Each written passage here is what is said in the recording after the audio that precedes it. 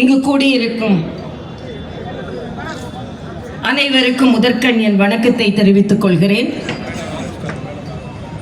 சர்க்கரையில் ஒவ்வொரு கல்லாக எடுத்து இது வாயில் இட்டு இனிப்பு இனிப்பு என்று சொல்ல தேவையில்லை.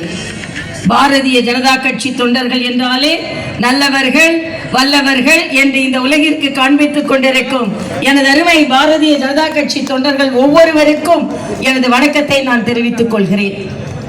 மேடையில் அமர்ந்திருக்கும் தலைவர்கள் ஒவ்வொருவருக்கும் அண்ணன் கருநாகராஜன், அண்ணன் சக்கரவர்த்தி, சகோதரர் நாராயணன், சகோதரர் சூர்யா, அண்ணன் கராத்தே தியாகராஜன், சகோதரர் ஸ்ரீதர் மற்றும் முன்னாள் மாவட்ட தலைவர்கள் சாய் சத்யன், காளிதாஸ், ஊடக பிரிவின் முன்னாள் தலைவர் எனது அன்பு சகோதரன் பிரசாத், நமது இன்றைய ஊடக சகோதரர் நமது மீனவர் அணியின் சகோதரர் முனுசாமி அவர்கள் மற்றும் மற்ற மாவட்ட தலைவர்கள் பாஸ்கர் போன்றவர்கள், புது மாவட்ட தலைவர்கள் அத்தனை பேரும், கிரி அவர்கள் இருக்கிறார்கள், லதா இருக்கிறார்கள், மற்றும் அமர் பிரசாத் ரெட்டி போன்ற சகோதரர்கள், சுமதி அவர்கள், கிரி சொல்லிட்டேன், நரசிங்கன், அது பிரமிளா சம்பத் போன்றவர்கள், ராஜேஷ் கண்ணா போன்றவர்கள் இன்னும் சொல்லிக்கொண்டே போகலாம்.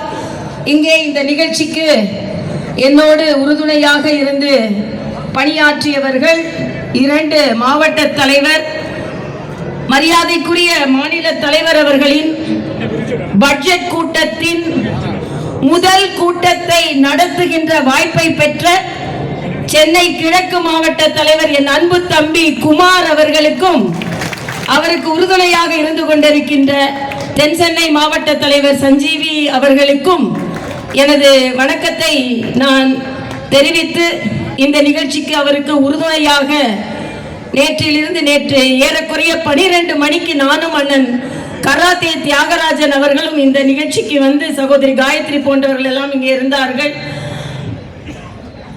வந்து ஏற்பாடை பார்த்துவிட்டு சென்ற பின்பு களத்தில் இருப்பவர்தான், களப்பணி ஆற்றுபவர்கள் தான் பாரதிய ஜனதா கட்சி தொண்டர்கள் என்பதை இன்று இந்த பொதுக்கூட்டம் நிரூபித்துக் கொண்டிருக்கிறது.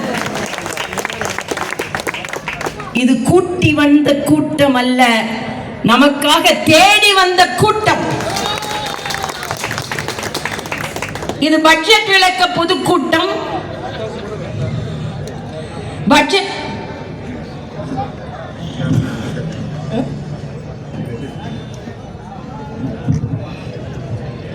நான் தொண்டர்களால் உயர்ந்தவன்.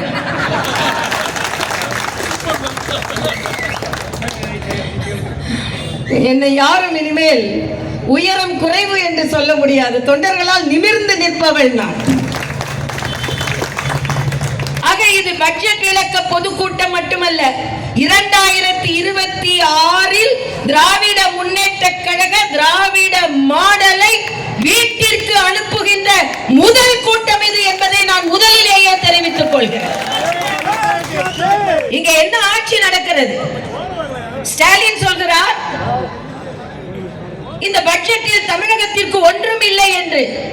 பாரத தேசம் முழுவதற்கும் இருக்கும் பொழுது, நான் ஒரு மருத்துவர், இதயத்தில் இருந்து ரத்த நாளங்கள் இந்த உடம்பு முழுவதும் ரத்தத்தை பீச்சி பாய்ச்சி கொண்டிருக்கின்ற இதயம் போல இருக்கின்ற மரியாதைக்குரிய பாரத பிரதமர் அவர்களிடம் இருந்து எந்த மாநிலத்திற்கு துரோகம் இழைக்க முடியாது.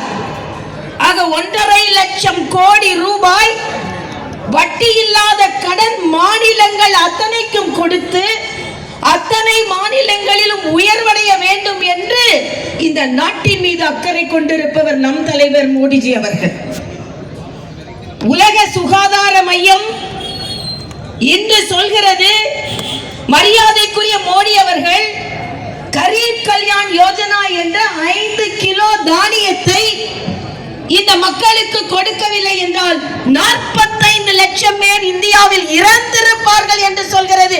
மக்களை காப்பாற்றியவர் மரியாதைக்குரிய மோடி அவர்கள்.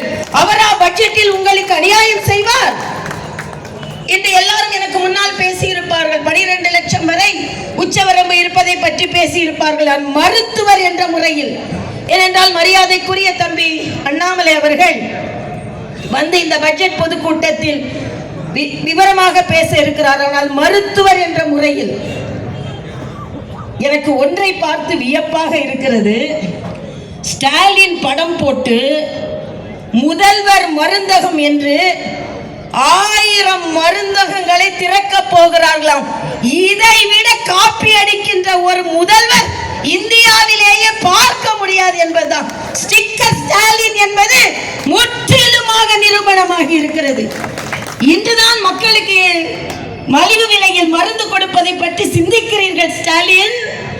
அதுவும் நம் பிரதமர் மரியாதைக்குரிய மோடி அவர்கள் 10 ஆண்டுகளுக்கு முன்னாலேயே 2015ஆம் ஆண்டிலேயே இந்த பிரதமரின் மக்கள் மருந்தகங்களை திறந்து இன்று வரை அந்த மக்களுக்கு, பாமர மக்களுக்கு 28,000 கோடி ரூபாய் மிச்சமாகி இருக்கிறது.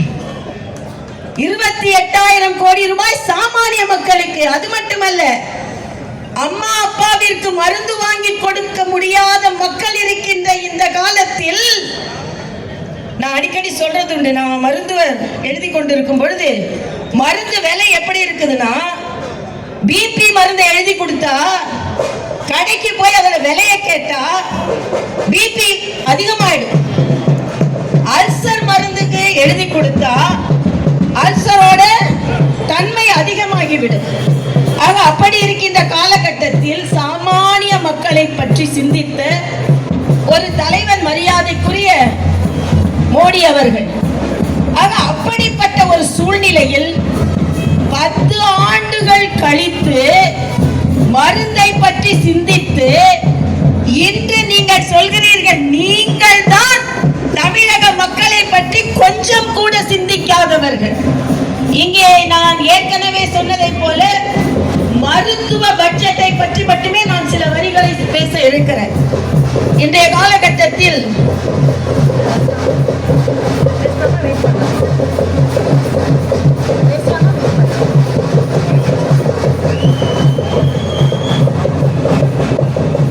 கேக்குதுல்ல,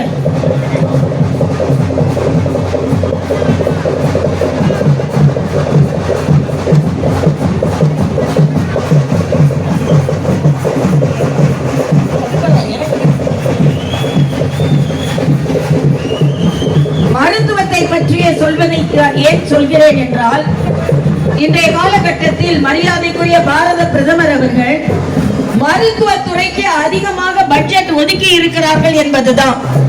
ஏனென்றால் கேன்சர் மருத்துவமனைகள் ஒவ்வொரு மாவட்ட தலைநகரிலும் வர இருக்கிறது என்பதை நான் நெஞ்சுணர்வோடு, நன்றியோடு நான் இங்கே தெரிவித்துக் கொள்கிறேன். ஏனென்றால் இன்றைய காலகட்டத்தில் 9 பேருக்கு ஒருவருக்கு கேன்சர் வருது. கேன்சரின் சதவீதம் அதிகரித்து விட்டது. 9 பேரில் ஒருவருக்கு கேன்சர் வருகிறது. என் தாய்மார்களில் 30 பேரில் ஒருவர் மார்பக புற்றுநோயினால் பாதிக்கப்பட்டு கொண்டிருக்கிறார்கள். ஆக தொலைநோக்கு பார்வையுடைய, சகோதரத்துவத்துடைய மோடி அவர்களால் மட்டுமே தான் இந்த புற்றுநோயை பற்றியும் சிந்திக்க முடியும். புற்றுநோயினால் பாதிக்கப்படுகின்ற மக்களையும் பற்றி சிந்திக்க முடியும். நீங்கள் எல்லாம் என்ன, உங்களுக்கு நான் அமெரிக்கா போயிடுவீங்க. ஆனால் என் பாமர மக்கள், என் கஞ்சா கருப்புக்கு கூட ட்ரீட்மெண்ட் கிடைக்க மாதிரி அவர் போராடுறாரு. காலையில இருந்து ஒரு கால் வலிக்கு, தமிழ்நாட்டில் ஒரு கால் வலிக்கு ஒரு மருத்துவமனையில இடம் இல்லை. ஆனா ஸ்டாலின் சொல்றாரு, மரியாதைக்குரிய பாரத பிரதமர் வஞ்சித்து விட்டாரா. இங்கே இந்த மக்களை பாதுகாப்பதற்கு ஒவ்வொரு மாவட்ட தலைநகரிலும் கேன்சர் ஹாஸ்பிட்டல் வரும் என்ற மோடி அவர்களுக்கு மருத்துவர் என்ற முறையில் நெஞ்சார்ந்த நன்றியை நான் தெரிவித்துக் கொள்கிறேன். மரியாதைக்குரிய